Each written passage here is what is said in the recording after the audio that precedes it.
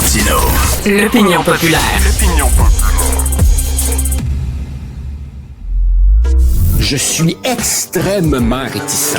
Gants blancs jusqu'aux épaules, je peux comprendre. Mais à travers tout ça, il reste que l'industrie locale du commentaire est étonnamment muette. Joseph Facal.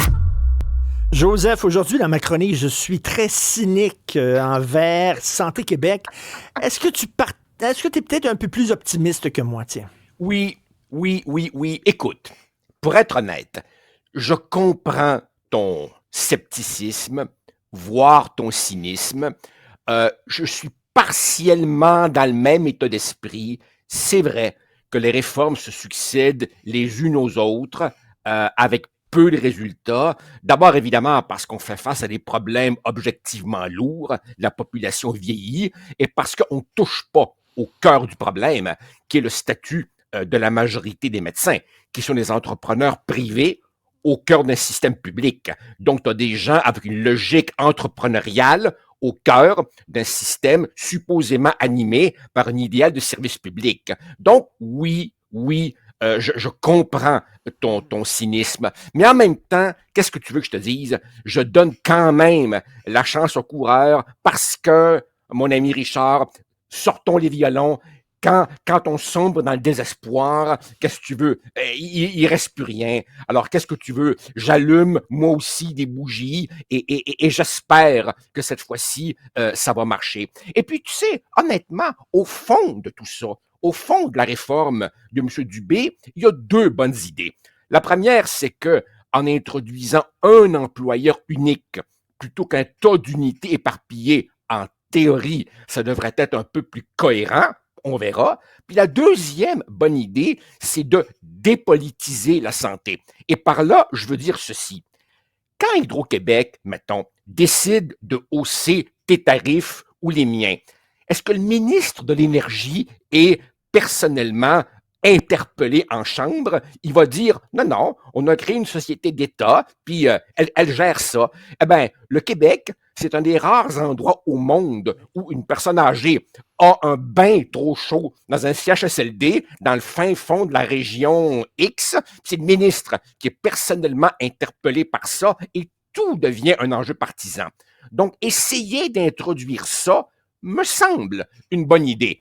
Maintenant, mais tu vois, quand tu dis il y a un bon côté à dépolitiser le milieu de la santé, moi, je vois le verre à demi vide, c'est-à-dire justement, les politiques vont se cacher derrière Santé Québec et là, en disant, là, c'est la décision de Santé Québec, c'est pas la nôtre. Or, ce sont des politiciens qui ont été élus par les gens, pas les gens de Santé Québec. Eux autres ont été élus par les gens pour prendre les décisions politiques les meilleures.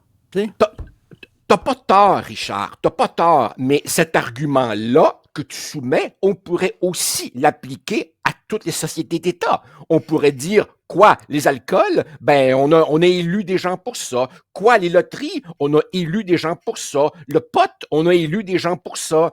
Tu sais, quelque part, l'idée des sociétés d'État, c'est que lorsque les appareils sont très, très lourds, on ne peut pas humainement rendre l'élu responsable de chaque petit problème à un endroit X, Y ou Z. Oui, tu soulèves une question très importante, mais on est quelque part déjà dans cette traque-là d'essayer de dépolitiser un maximum de services publics. Maintenant, si tu me demandes, as-tu des motifs d'inquiétude? Ben oui, j'ai des motifs d'inquiétude. Puis je t'en donne au moins deux.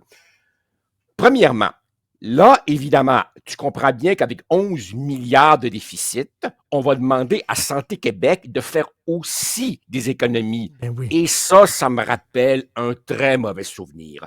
J'étais là en 96, Jean Rochon introduit sa réforme, ben oui, une autre, le virage ambulatoire, les CHU, et sur papier, tout ça était formidable. Mais en même temps, on était dans le déficit zéro. Et là, évidemment, c'est comme si on appuyait sur le tuyau d'oxygène du patient. Première inquiétude, la question des économies. Deuxième inquiétude. Je ne sais pas si tu as remarqué, Richard, mais au Québec, on a quelque chose de vraiment très particulier. Bon an, mal an, payer tous nos médecins coûte un peu plus de 8 milliards de dollars. Et on a deux grands syndicats, les omnipraticiens et les spécialistes. Fondamentalement, le gouvernement négocie avec ces deux mammouths l'enveloppe globale, leur donne des milliards, et c'est ensuite des syndicats de médecins qui gèrent la répartition de ça à l'intérieur de leur gang. Imagine ça un peu. Et là, donc, M. Dubé dit très raisonnablement, écoutez, là, après tout, c'est nous qui collectons les impôts, on peut-tu avoir un peu de contrôle là-dessus? Ben oui. Bien entendu, les médecins aimeront pas ça, se faire dire ça.